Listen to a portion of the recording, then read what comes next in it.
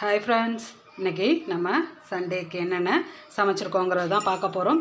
ஞாயிற்றுக்கிழமை எப்பொழுதுமே நம்ம நான்வெஜ்ஜு ஸ்பெஷலாக சமைப்போம். பாருங்கள், எல்லா வேலையும் காலை வேலை முடித்து மதியான சமையலும் முடித்து எல்லா பாத்திரமும் விளக்கி வச்சாச்சு.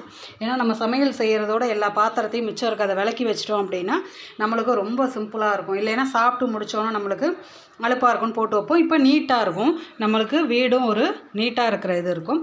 இப்போ நம்ம எல்லாமே சமைச்சு முடிச்சாச்சு. என்னென்ன செஞ்சுருக்கோம் அப்படின்னு பார்ப்போம்.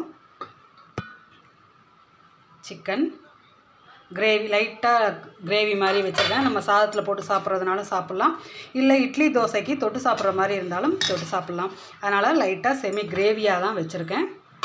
அடுத்தது முட்டை அவிச்சு வச்சுருக்கேன்.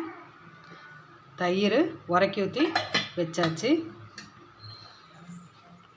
குழம்பு என்னன்னு பார்த்தீங்கன்னா சூப்பரான கடல் மீன் குழம்பு. மீன் குழம்புல மாங்காய் போட்டு வச்சா செம்ம டேஸ்ட்டாக இருக்கும். யாராருக்கெல்லாம் மீன் குழம்புல மாங்காய் போட்டு வைக்கிறது ரொம்ப பிடிக்கும்னு கமெண்ட்டில் சொல்லுங்கள்.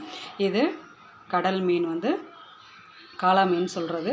அந்த மீனை முழு மீனாக போட்டு அதில் 1-2 மத்தி சேர்த்து எல்லாமே போட்டிருக்கோம் கலந்து பொடியாக. இந்த காளை மீன் முழு மீனாக போட்டு வச்சு குழம்பு வைக்கிறப்ப ரொம்ப டேஸ்ட்டு சூப்பராக இருக்கும். அடுத்தது சாதம். இன்றைக்கி கொஞ்சம் லேட்டானதுனால குக்கர்லேயே வச்சாச்சு. இல்லைன்னா நார்மலாக வச்சு சாப்பிட்லாம்னு லீவு நாளையில் பண்ணுறது.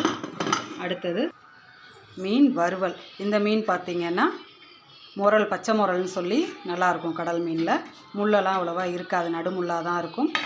அப்படியே இருந்தாலும் பெரிய முள்ளாக தான் இருக்கும், நம்மளுக்கு எடுத்து சாப்பிட்றதுக்கு ஈஸியாக இருக்கும்.